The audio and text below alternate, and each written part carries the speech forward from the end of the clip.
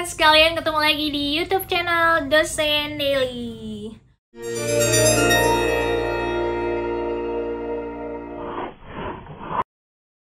Apa kabar semuanya? Masih dalam keadaan sehat dan bersemangat mencari tahu seputar perdosenan dan tentunya hal-hal di luar dosen. Mungkin ada yang pengen tahu perkuliahan yang baru lulus, mungkin kemarin belum lulus ujian di PTN, mungkin belum lulus di Mandiri atau di UTBK. Nah, tetap semangat dan boleh scroll video saya yang lama, siapa tahu dapat insight-insight mengenai jurusan-jurusan yang mungkin sesuai sama teman-teman semua. Nah, untuk kali ini masih tentang dunia perdosenan sih sebenarnya, dan saya yakin topik ini sangat menarik karena berkutat di bidang penghasilan dosen. Nah, banyak sih sebenarnya nanya gajinya berapa, tapi kayaknya kurang etis ya kalau nyebutin gaji gitu. Yang pasti alhamdulillah cukup lah ya gitu. Balik lagi rajin-rajin ngurus penelitian, jabami, karena semuanya pada akhirnya akan mengikuti. Oke? Nah, buat teman-teman yang nanya apa saya punya pekerjaan sampingan apa enggak, sebenarnya dulu sempat punya gitu ya, saya ada freelance gitu. Tapi makin kesini, apalagi semenjak menjabat sebagai ketua program studi, sebenarnya pekerjaan sampingannya jadi dikurangi gitu. Tapi saya berusaha mencari pekerjaan lain yang akhirnya menghasilkan. Contohnya ya lewat YouTube ini. YouTube channel ini bisa dibilang walaupun jarang upload video, tapi terus saya coba dan tim saya coba untuk maintenance. Ada topik-topik hangat saya angkat kembali. Kenapa? Karena pada akhirnya ada penghasilan tambahan ya saya dapat berkat YouTube channel ini. Bukan AdSense atau bukan, ya AdSense ada lah gitu, tapi mungkin itu kan tidak rutin gitu ya. Nah, sebenarnya pekerjaan atau penghasilan tambahan itu yang menurut saya justru bisa tambahan buat saya pribadi atau mungkin buat teman-teman yang lain yang memang tertarik ingin menjadi dosen. Nah, gimana sih cara memilih atau prospek kerja, apa ya nyebutnya, bukan prospek kerja, prospek profesi tambahannya dosen. Nah, profesi tambahannya di lain dosen ya, mungkin kalau saya waktu itu juga pernah bilang, ada kalau di bidang desain mungkin dia sambil sebagai desainer, atau dia berwirausaha, atau dia punya perusahaan konsultan gitu ya. Bisa, itu biasanya yang memang menekuni di bidang itu, karena itu perlu keseriusan yang tingkat tinggi. Nah, kalau saya di sini memberikan prospek-prospek apa saja karir yang bisa digeluti ya buat teman-teman yang sudah menjadi dosen ingin dapat penghasilan tambahan ya. Yang pertama adalah tentunya cari yang berhubungan dengan dunia pendidikan, misalnya ngajar. Nah, ngajarnya bisa macam-macam, nggak mesti ngajar dosen lagi gitu, bisa juga jadi guru private ya, atau ya pokoknya yang masih berhubungan dengan dunia mengajar gitu. Dan saya memang pernah ada beberapa tawaran, tapi memang pada akhirnya tidak saya ambil karena balik lagi waktunya.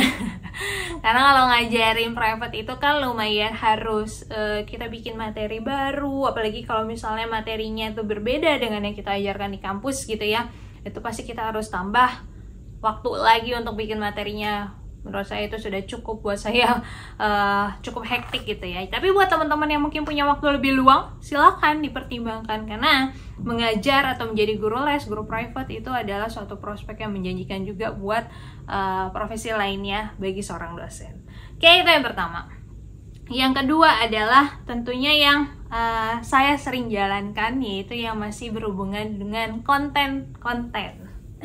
Nah, saya sering banget, alhamdulillah nggak sering sih ya, diundang menjadi narasumber gitu, menjadi pembicara, menjadi pemateri untuk ngisi workshop atau ngisi seminar gitu. Dan itu lumayan buat teman-teman ketahui bahwa itu bisa menjadi sampingannya kita, tapi selama memang ya kita harus upgrade atau update informasi terus, sehingga orang-orang yang melihat portofolio kita pernah ini, kita pernah itu, kita pernah menjadi pembicara ini dan sebagainya, akan mengundang kita gitu di next acaranya mereka. Jadi buat teman-teman boleh banget diseriusin satu topik yang menurut teman-teman ini gue menguasai banget gitu ya. Ini gue menguasai banget sehingga kalau gue diundang untuk menjadi narasumber di talk show apapun workshop, kalian pasti bisa gitu. Kalian pasti menguasai, nggak usah takut. Ya, itu ya. Jadi ya cari yang memang sesuai dengan passion kalian, sesuai dengan kemampuan kalian. Jadi bisa kalian tekuni di menjadi narasumber itu sehingga ada penghasilan tambahan. Yang ketiga adalah yang bisa dijalankan ketika kalian sedang libur ya, misalnya itu banyak banget juga sih. Sebenarnya saya juga pun mengambil narasumber ini pasti nggak mau mengambil waktu saya di kampus ya.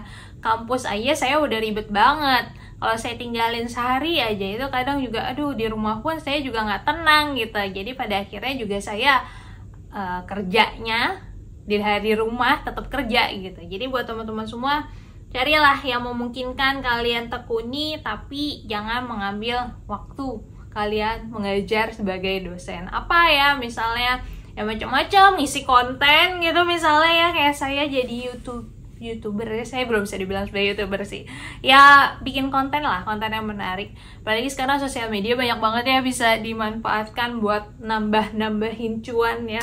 Semangat buat teman-teman semua, dan ya balik lagi yakin kalau suatu saat apa yang kita upayakan pasti akan membuahkan hasil. Sama kayak ketika saya membangun YouTube channel ini bersama tim saya, itu kan dari iseng-iseng sebenarnya, tapi pada akhirnya alhamdulillah ada yang merespon baik ya, teman-teman semua yang masih support saya sampai sekarang.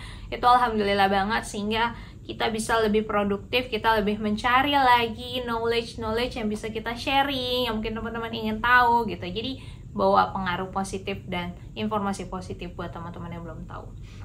Oke, dan yang terakhir tentunya ya kalian harus profesinya itu harus yang memang benar kalian sukai. Misal berawal dari hobi kalian gitu ya. Apakah nulis ya, apalagi kalau dosen kan sering banget nulis tuh, penelitian, ngetik apa segala macam, riset.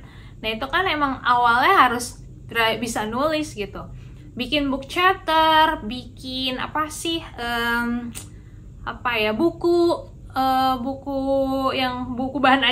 buku bahan ajar gitu ya, yang pada akhirnya diproduksi massal sehingga bisa diperjualbelikan. Itu lagi-lagi bisa menjadi penghasilan tambahan buat teman-teman semua. Jadi teman-teman itu banyak banget teman saya seperti itu. Jadi teman-teman harus semangat, harus nggak boleh patah semangat karena mungkin sering dengar gaji dosen nggak seberapa ini itu ya.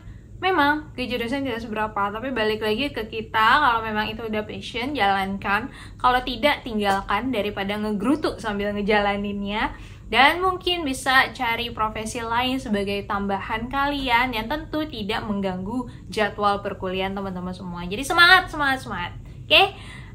Buat teman-teman yang lain, boleh di like, comment, dan subscribe. Mungkin di komen nih di bawah apa sih yang pengen kalian tahu lagi. Besaran gaji mungkin nanti saya coba bahas atau cari yang lebih enak gitu menyampaikannya, atau mungkin seputar jurnal atau lainnya. Silakan tulis di kolom komentar apa yang ingin kalian tahu untuk episode berikutnya. Oke, sampai ketemu di episode berikutnya. Wassalamualaikum warahmatullahi wabarakatuh. Bye bye.